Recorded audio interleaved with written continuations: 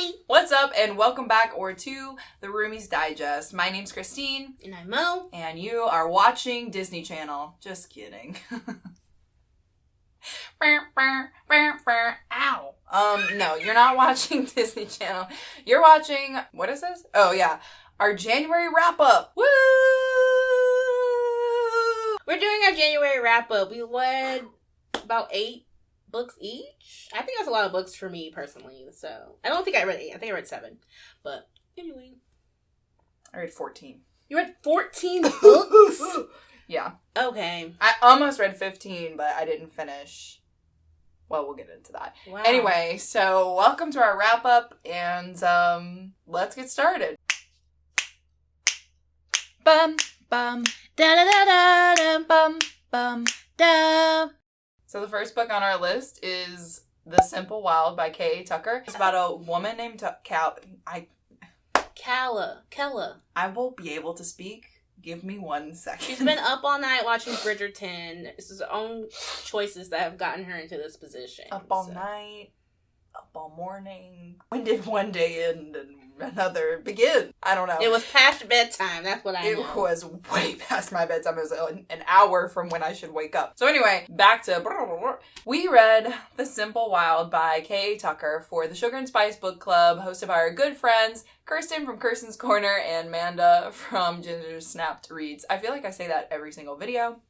We love them so much. But we just, love you so much. The Simple Wild is basically about a girl named Calla who gets a call one day from her estranged father that he has been diagnosed with lung cancer. He lives in Alaska, she lives in Canada, so she decides to go visit him. There is a love interest. It is enemies to lovers, apparently. What do you think? Read it. After careful deliberation and number counting, I'm calling it a bubble bath.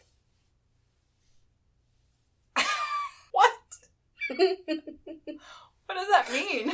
If you guys don't know what's happening, I watched Kirsten from Kirsten's Corner's video where she reads her books with her boyfriend, and he has this distinct way of rating books where you kind of just say what the book made you feel like.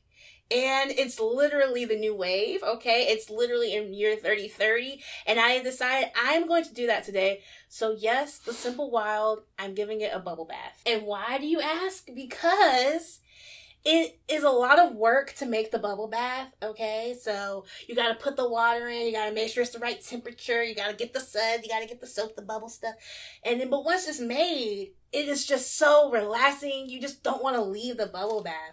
And that's how I felt listening to this audiobook. I didn't like the audiobook. I come to the conclusion, I'm not a person to like to listen to an audiobook romance. I prefer to read it because it's just it would just be like me making up the voices in my head. That's how I felt. But I was also sucked in. So it's once I got past that, I really enjoyed the book. The characters were so cute. And I can't wait to make another bubble bath when I get some time. So I'm ready for the second book in the series. And that is why I rated it a bubble bath. So wait, do you think you rated it like that because of the audio? Like the person who narrated it? Or do you think it's because of the actual story? The story is enjoyable. A bubble bath. The audio, she didn't like. I didn't like having to draw the water, I didn't want to have to. It's so interesting that you think a bubble bath is a lot of work. That seems ridiculous to me. You just turn on the water and then you pour in stuff. That's not a lot of work. Anyway, whatever. So you gotta make sure the tub is clean. What if I have to, It's not the bubble bath's fault, though. I think there's preparations that are needed, You need to make sure everything is right. From a bona fide germaphobe. Okay, so I'm actually not going to be rating like Noah in this video. I'm going to give it a star. So, The Simple Wild, I absolutely loved. I gave it 5 stars. And the reason why I gave it 5 stars is because it is a romance for sure. I thought I wasn't a romance person because, the Hating Game, I think I gave a 4-star. But this romance is so well-rounded because there's not just the romance aspect, but there's also these deeply emotional parts to it that justify Calla's character development and her character arc. In the end, I thought I knew what was gonna happen and it Okay, I can't say enough about it. So I really loved this book and definitely recommend it if you're into romances.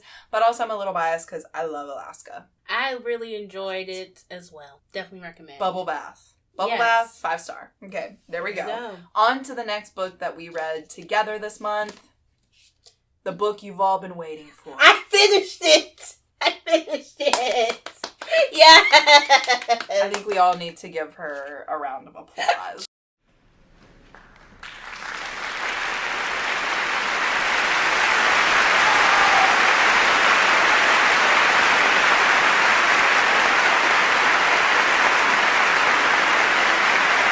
Children of Virtue and Vengeance is back on the shelf, has been read.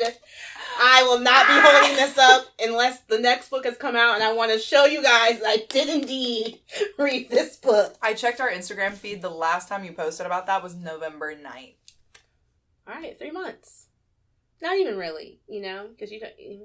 Anyway, so for this book, I give it a 4-star, which is 1 star higher than the last book. Now, if you guys watched our wrap-up in November, you know I was not impressed with Children of Blood and Bone, okay? The plot was everywhere. They were running around. There was the whole, have to have a time constraint on the magical element. It just wasn't my cup of tea. Plus, I didn't feel connected to any of the characters. Now, the reason why I gave this one a 4-star is because the setting is much more Confined, yes. Which, doesn't always have to be that way in stories, but I think for this one, it was just too much in the first one. And I actually cared about the characters. There was a line that really got me. And then another thing happened, and I was like, girl, if you don't do what you're supposed to do, I'm gonna really be upset with you. Definitely got my gears going, whereas when I was reading the first one, I could give a crap less who died. So, I gave it a 4-star. I think it was good for what it was. I rated mine a Neapolitan ice cream. I forgot. I literally forgot you were doing this. I'm so stupid.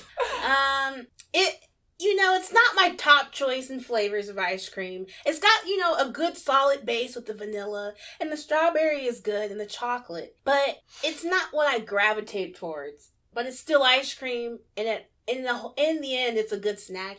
And that's what I consider Children of Virtue and Vengeance. I didn't enjoy it as much as I liked the first book. I think... I'm not sure. The characters just got on my nerves this book. Zelle. Yeah, a lot of the characters just weren't doing what I wanted them to do, which is fine. But then, the plot, a lot of the things logically that I think I would do if I was in their position was not even, considered. So it just kind of drove me up the wall. But I kept eating the ice cream, I kept eating it up. And that's where I feel. I feel like it set me up for a third book. I appreciate it. I'm gonna support you, Tony, but I wasn't angry, but I was just kind of frustrated. Why did that happen, Yes, because I feel like we got all this landscape in the first book. We didn't even utilize any of it. You can make anyway, but honestly, I feel like we should have a discussion about this book because I really want to read them all and rate the series. I think I might start doing that for fantasy series because the book to me was a 4 because it was a pretty good book, but the series. What would I rate the series altogether? Definitely not that high. So I don't know. I feel like I rated the Children of Blood and Bone higher, maybe because it was more plot driven. I don't know, because they were going through something. Yeah, there was a lot of action in the first one, and there's a lot of action in this one, but it just kind of seems senseless to me. The more I think about it, maybe it's more of a 3.5. I think if I was rating it with stars, I would give it a 3.5. Yeah. I didn't hate it. It was, like I said, a bowl of ice cream, but who really wants all those flavors? Your Neapolitan, that actually is a perfect thing, because, it's not a specialty ice cream. There's not really much special about it. Yeah, it's just But it is, a basic, everybody likes some part of it. Yeah. That was literally perfect. I don't even know if you meant to go that deep, but it is what I meant. I was I see that. I like part as a whole. It's still tasty because yeah, it's ice cream. And with the star rating, I think for the 4 for me, it definitely is a light 4. You're rounding up, if that makes sense. Yeah, yes. It's a light 4. It's not a heavy 4 where it could be a 5. It's more of a 3, but we're being nice. So anyway, those are the 2 books that we both read this month, and now on to our other books that we read. So first things first, we participated in a month-long readathon called the New Year's Bookworms Readathon. Yes, hosted by Noelle 7 Pages and a lot of other booktubers. We'll link that information below. But basically, it was a bingo board, and Monique and I did the same diagonal. Yeah, the center. Basically, the first one was a book you should have read in 2020, which you read Children of Virtue and Vengeance. I read ACOTAR. If you guys don't know what ACOTAR is, it's a Beauty and the Beast retelling. Centers around this woman named Feyre. I don't even know that. I always say her name wrong, y'all. Centers on a woman named Feyre who ends up killing a large beast and then gets transported into a Fey realm to deal with the consequences. So, that being said, I rated this book a 4 stars. It's not my favorite from the series, for sure not. The Beauty and the Beast retelling, I think, is a little unoriginal. And I also note, a couple of other similar plot points from other stories. But, that being said, I do enjoy this series. I do like ACOTAR. This was a reread for me, and yeah, it's pretty good. I mean, if you're a fantasy person, obviously ACOTAR is a book you should try out. Second bingo square is the top of your TBR. Mine was Get a Life, Chloe Brown. Get a Life, Chloe Brown. Here we go. And I rated it... Paramore. You rated it a Paramore. Yes. Your favorite band. Yes. Okay. My favorite band. It's because they are constantly giving us taste, style, And that's what Talia Hibbert gave us. She gave us something new, but, still kept their origin. And that's what I feel like when I get Paramore. Like, they're always innovating, okay? We're getting different sides. Every member of the group has their own solid base. And that's what happened. We got Red's point of view. I'm about to say Haley's point of view. We got Chloe's point of view. Chloe Brown was such a good book because of just the diversity, just the representation that it brought. And I got excited for the series. So, yeah. And then for that part of the bingo board, Alright, I already went over that one. Cool. Okay, and so the next bingo piece that we read for was a debut novel. Mine was The Paper Magician by Charlie N. Holmberg. I was really, really, really excited for this book, rated it a 3. It was just kind of like pretty average, pretty mediocre. This is basically about a woman who goes through a magical academy and graduates, and once she graduates, she has to decide what type of magic she wants to pursue in life. She really wants to be the type of magician that can meld metal, but she ends up having to be a paper magician, which basically everybody thinks is worthless because it's not like a fighting magic. There's not much to it. So yeah, and she goes to live with her mentor. As she's living there, the mentor gets attacked. She has to basically go save him. So it was a really, really great concept, a great story to me, but the execution of it just was not good. I was bored because there is a part right in the middle that is just, I guess it serves to kind of give us background about the characters, but it just made me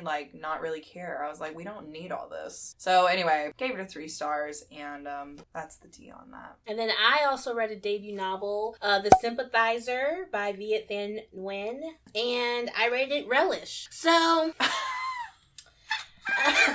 I like the originality of the story. I like the point of view it gives. It's something different. I also don't think I'm going to always reach for relish. You know what I mean? I appreciate what it brought me. I like learning about the Vietnamese culture, especially how it dealt with the him trying to figure out his identity, being a refugee in America. I also liked how it gave me kind of an insight on how Los Angeles was during this time.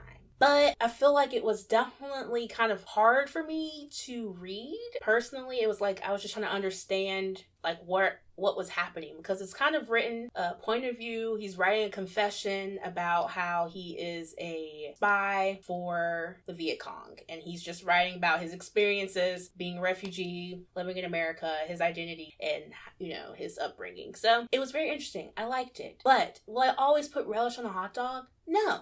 And so that is where I'm feeling. So I really liked it. It was a good read. If I was rating it in a star format, I would give it a strong 4. Cool. That is my thing.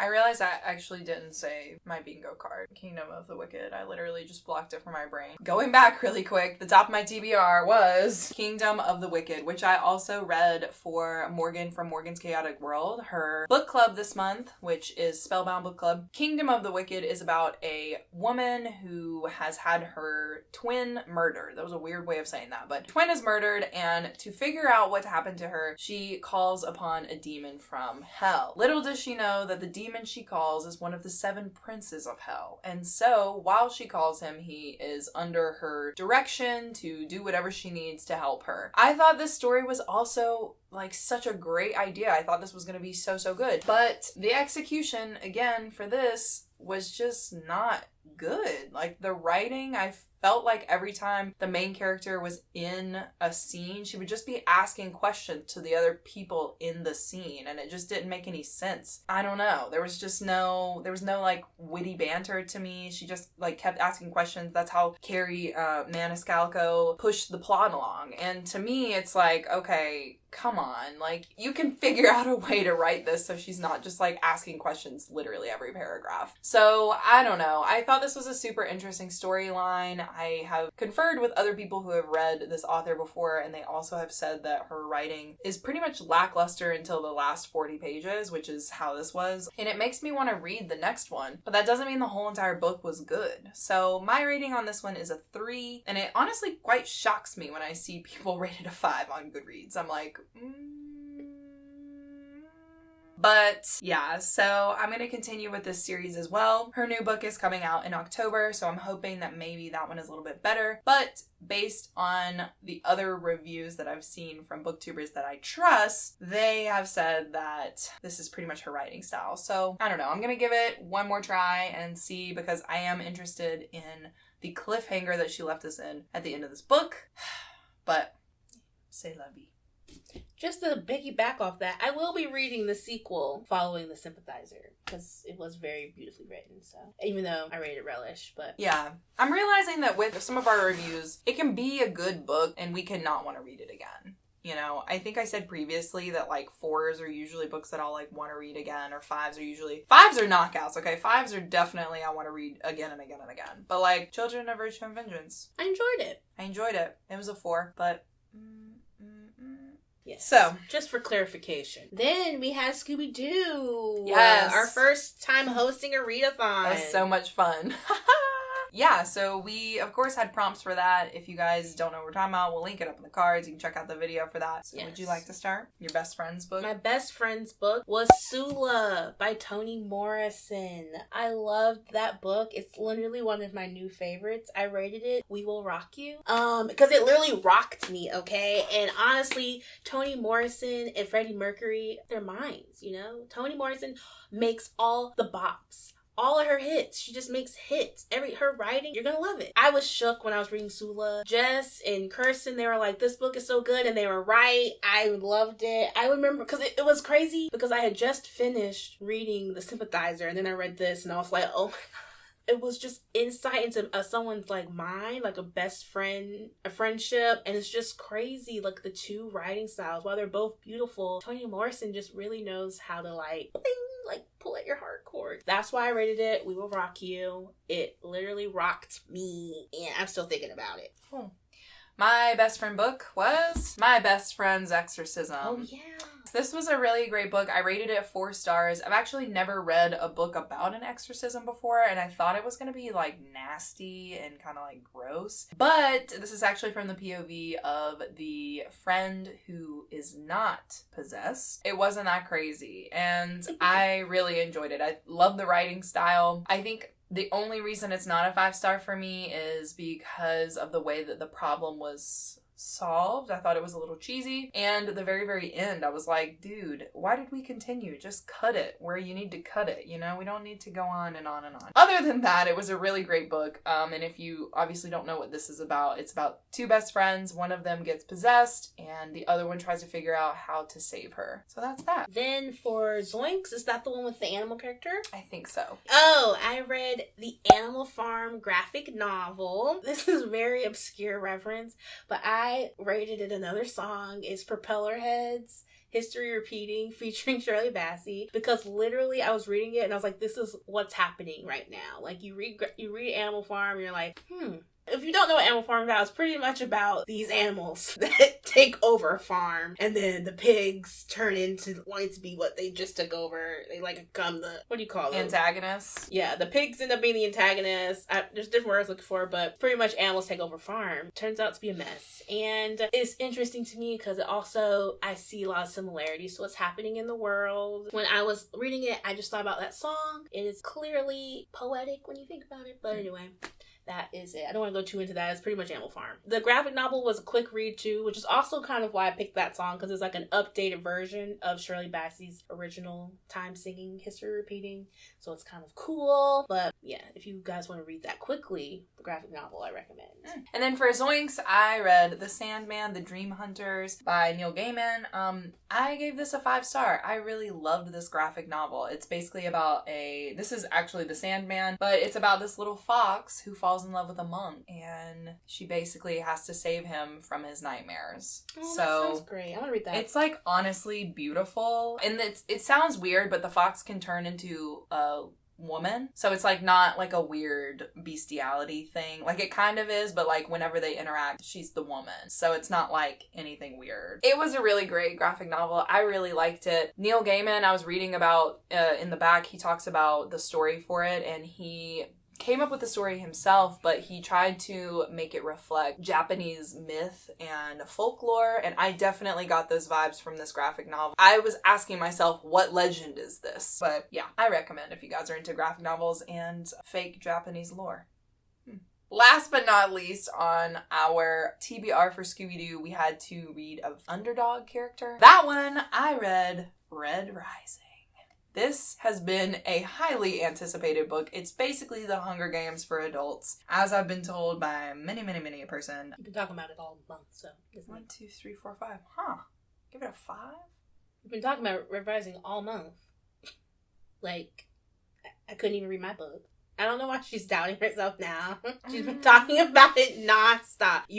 I was sitting there when you was reading it, and that's all you want to talk about. It'll be interesting to see if my rating changes as I read the other books. Only reason I'm kind of being is because it was very, very similar to the Hunger Games. As far as the patrons go, the trials, the mentors, there's a scene, I don't want to get into it, but there's a scene that's very, very similar too. It also gives off huge Percy Jackson Greek mythology vibes, especially when Percy is at the camp, separated into the different cabins with the different people. I thought that was interesting too. But anyway, yeah. I guess in the moment I gave it a 5-star. I'm thinking now it's probably more of a 4. But it was really good. I really do like the story. I think it was executed so well. My favorite character is Severo. Howlers for life, if you guys have read the book. And yeah, I just thought there were some really genius parts to it. Thoroughly enjoyed it. Highly recommend, especially if you like the Hunger Games and you want to be more into adult science fiction. I read the Sympathizer for that prom, so nothing more to add there. Nothing new. I did actually read 3 extra challenges. We ended up doing one together, which was the Hot Wings challenge. I'll link it up in the cards. But other than that, I ended up reading No Exit, which, as you guys know, if you watched our January TBR video, I have been wanting to read more thrillers this year. So I read No Exit because everyone has read this book and said that it's so, so, so good. And I'm not gonna lie, it was a 5-star for me. I loved it. The whole time, it was just a thrill ride from beginning to end. And if you guys don't know what No Exit is about, it's basically about a girl who is going home from college because her mom is sick. And in the midst of going home, she gets stuck in a snowstorm. So she pulls off on a highway exit and realizes that there is a girl trapped in a cage in the back of a van. Basically, it all happens in one night. night, but it is a crazy ride. If you're sensitive to gore, definitely get some gore notes on it. There are 2 gore-ish parts. They're not too bad. You can skim over them. But yeah, I definitely got some from Kirsten because I can't handle that kind of stuff. It makes me physically ill. But anyway, the twists in this, there are twists up until the very last page. And then you're like, what? And it's just written so well. And the character arc, it was so good. Nice. Highly recommend. I want to read that next. And then for the other prompt, I ended up reading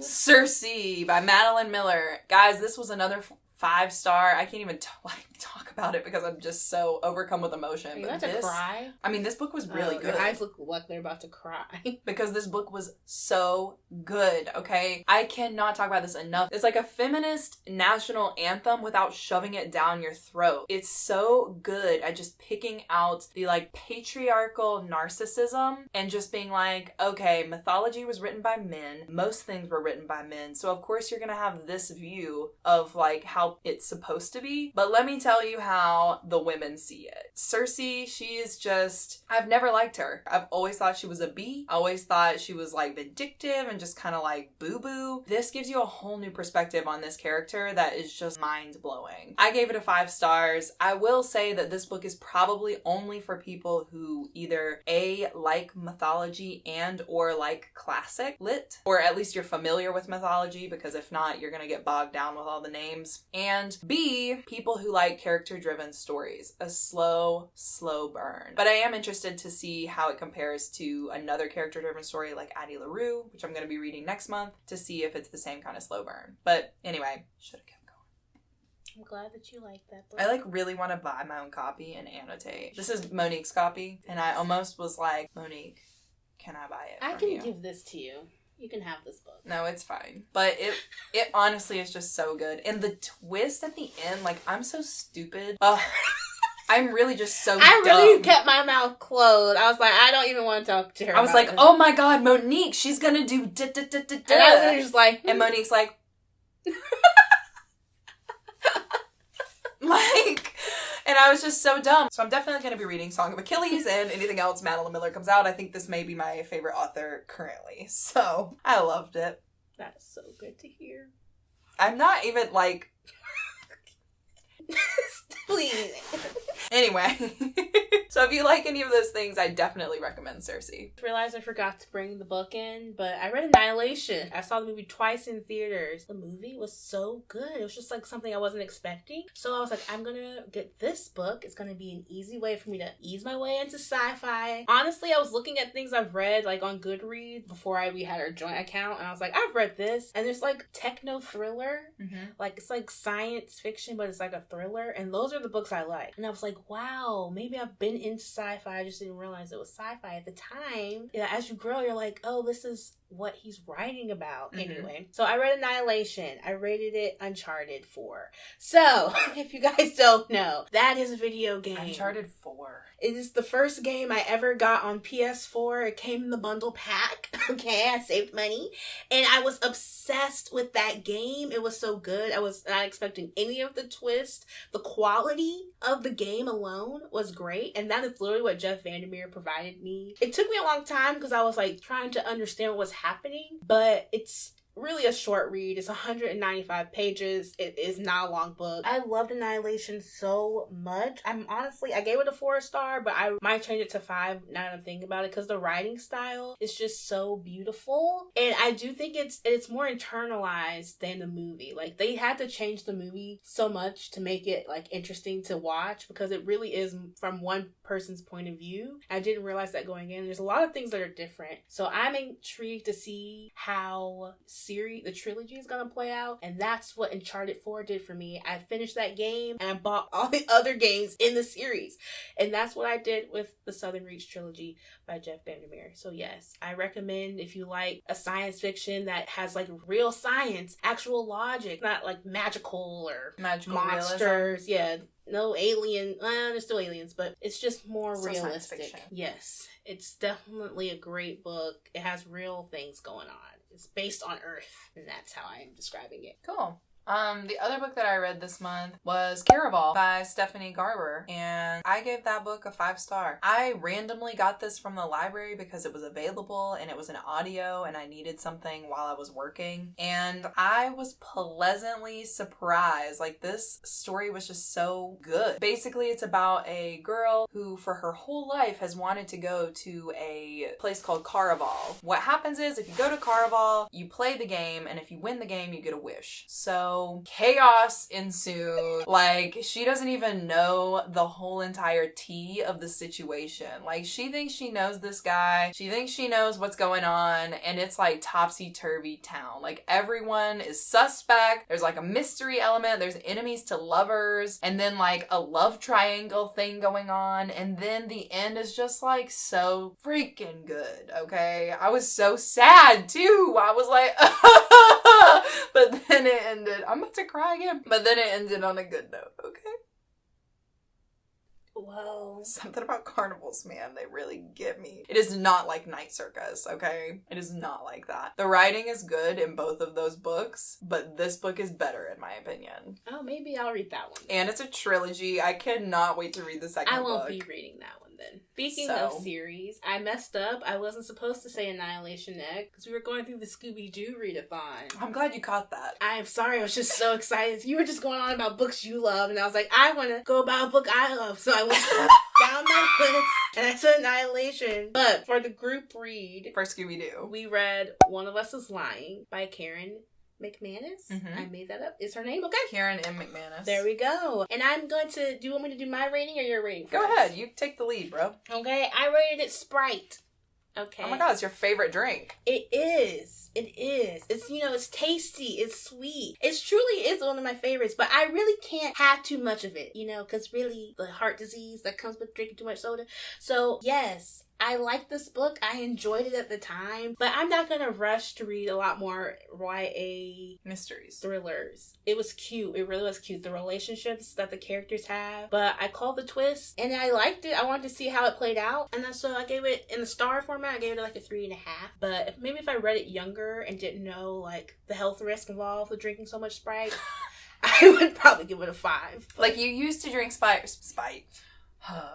You used to drink Sprite literally all the time, so I get this analogy. You were a Sprite connoisseur. Yes. Okay, you had all the Sprites. You were like cranberry Sprite. Yep. Sprite. You even tried the orange Sprite, which was anyway. And now in your older adult life, you're more of like, I'll have a Sprite every now and then. There you go. It's a treat. Yes. It's a treat.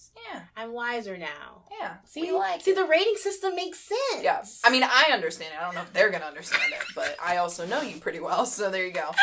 As far as my rating goes, I gave it a 4-star. I really enjoyed it. I liked the mystery aspect. I loved the characters. That was probably my favorite part. Every single character had details into who they were as a human being, and they all had these mystery elements. It was great. Plus, there was a little bit of YA romance in there. I was like, I could deal with a little more of Nate. He's a cutie. But I did guess a couple of the twists, which of course is gonna knock it from a 5 to a 4 for me. All in all, I think it was really great. Do I think that the resolution was as great as it could have been? No, I think it was a little tiny bit of a cop-out, but also realizing I think Karen M. McManus was trying to shed light on an important topic, so it is what it is. But yeah, and that's it. I think the only book that I didn't finish was Clanlands. I'm halfway through. No rush to get through that one. Yeah, so I feel good film. I'm enjoying it though. I will say this. If you like Outlander, you might want to pick it up. I think I'm gonna definitely finish it next month, so it'll probably be in the next wrap up that we do. I have discovered webtoons. Oh my gosh, I forgot about this part. Okay, fun. I have read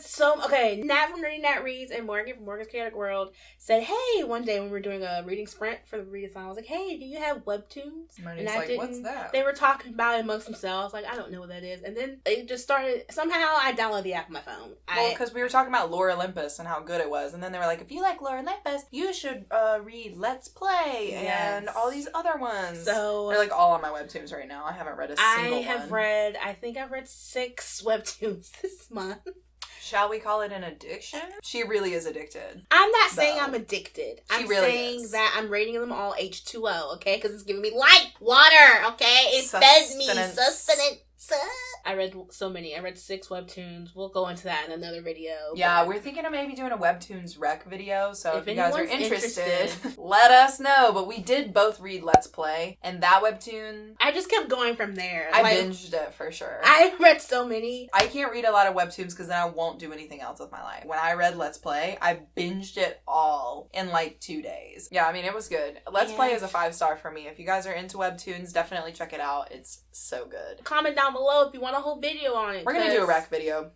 I'm obsessed, and I'm just gonna keep going until I can't. Anyway. Alright guys, so that is our January wrap-up video. We read a lot. You read a lot more than me, but yeah, good things were read. Some bad things. I don't think I had any bad things. The lowest was Neapolitan ice cream, and really that's still a treat. My lowest were the 3 stars. There you go. Yeah. So, yes. Like, subscribe, do all the things. Comment. Turn on that notification bell. And until next week. Adios. We'll see you guys later. Beautiful. I wanted to see how long I could hold it. Let's time it. Here you go.